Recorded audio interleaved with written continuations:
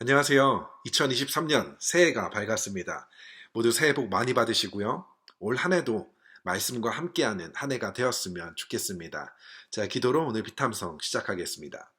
하나님 감사합니다. 2023년 올 한 해의 시작을 하나님의 말씀으로 시작할 수 있게 하여 주시니 감사를 드립니다. 올 한 해도 저희 모든 빛의 성도님들 함께 하나님의 아들을 믿는 일과 아는 일에 최선을 다해서 우리의 삶의 모습 속에서 예수님의 아름다운 모습들이 계속해서 발견되는 한 해가 되게 하여 주옵소서. 감사를 드리며 예수님의 이름으로 기도했습니다. 아멘. 오늘 저희가 함께 공부할 말씀은 레위기 9장 1절과 2절의 말씀입니다.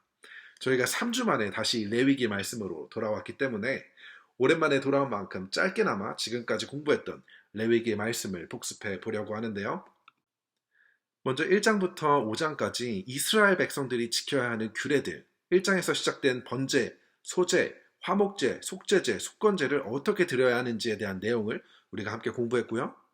6장부터 7장까지는 제사장들의 규례, 제사장들이 이러한 제사를 어떻게 지켜야 하는지에 대한 내용을 함께 공부했습니다.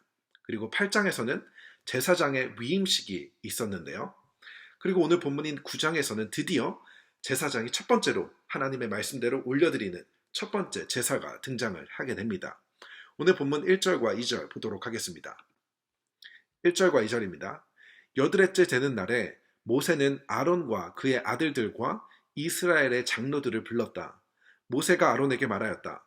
속죄 제물로 바칠 송아지 한 마리와 번제물로 바칠 숫양 한 마리를 흠 없는 것으로 주님 앞으로 가져오십시오. 아멘. 오늘 본문에 여드렛째라는 말이 나오는데요. 이 말은 8일째를 이야기하고 있습니다.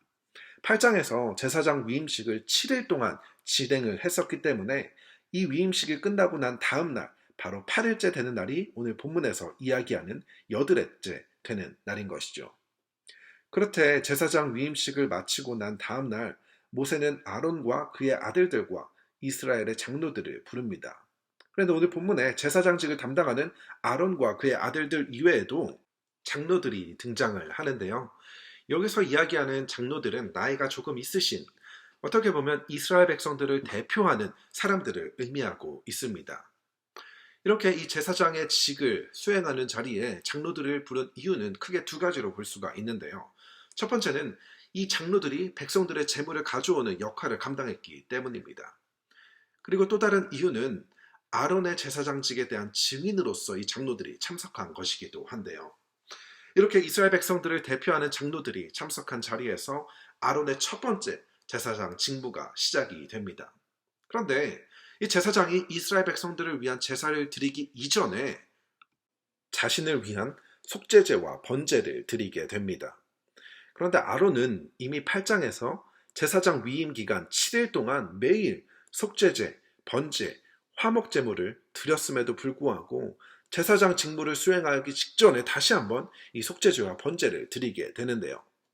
이렇게 다시 한번 속죄제를 드리는 이유는 가장 먼저는 동물 제사의 한계를 보여주고 있는 것이죠. 동물의 제사를 통해 죄사함을 받았지만 여전히 죄의 문제가 완전하게 해결되지 않았음을 보여주고 있는 것이고요.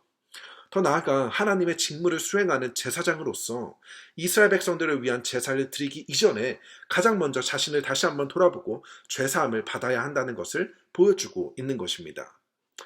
몇몇 목회자들 가운데 성도들에게 회개의 복음을 전하면서도 정작 자신을 돌아보지 못하고 자신 안에 있는 죄성을 발견하지 못하는 안타까운 일들이 발견되게 되는 것이죠.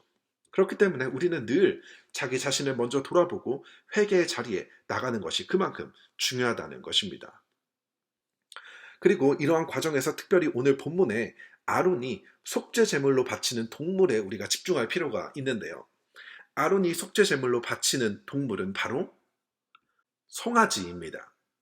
아론에게 있어서 이 송아지는 아마 트라우마처럼 남아있었던 동물이었을 텐데요. 모세가 하나님에게 십계명을 받기 위해 시내산 위로 올라간 후에 이스라엘 백성들은 자신들이 생각했던 시간보다 너무나 오랜 시간 모세가 내려오지 않자 모세가 죽었다 생각하고 아론에게 찾아가 자신들을 위한 신을 만들어 달라고 요구를 합니다. 그리고 아론은 그들의 요구대로 그들에게 금을 받아서 금 송아지를 만들게 되는 것이죠. 그로 인해 십계명의 가장 첫 번째 계명인 우상 숭배의 죄를 범하게 된 것입니다.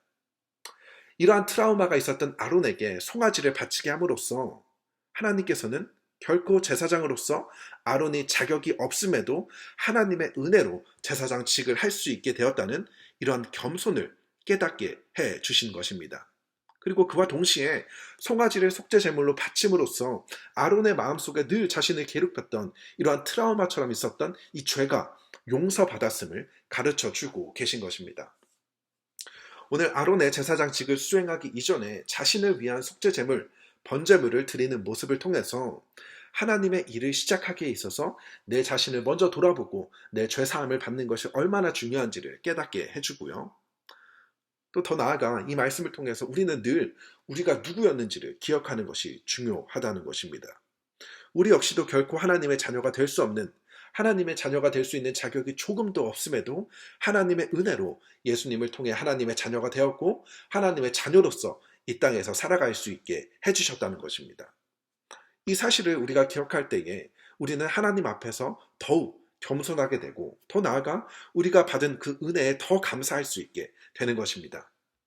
우리가 누구였고 우리가 받은 은혜가 얼마나 큰지를 기억함으로 하나님께 겸손히 나아가는, 또 하나님께 감사함으로 나아가는 우리 모두가 되었으면 좋겠습니다. 자, 기도로 오늘 피탐성 마치도록 하겠습니다. 하나님 감사합니다. 올 한 해의 시작을 말씀으로 시작하게 하여 주시고 특별히 오늘 말씀을 통해서 우리가 누구였는지 다시 한번 돌아보게 하시고 또 우리가 받은 은혜가 얼마나 큰 것인지 발견하게 하여 주시니 감사를 드립니다. 하나님의 앞에 나아갈 수 있는 자격이 조금도 없는 우리들이지만 우리를 사랑하셔서 우리의 죄를 용서하여 주시고 하나님의 자녀로 삼아주신 그 큰 은혜에 다시 한번 감사를 드립니다. 오늘 우리가 받은 그 은혜를 잊지 않고 늘 겸손히 하나님의 말씀에 순종하는 우리 모든 빛의 성도님들 다 되게 하여 주옵소서. 감사를 드리며 예수님의 이름으로 기도했습니다. 아멘.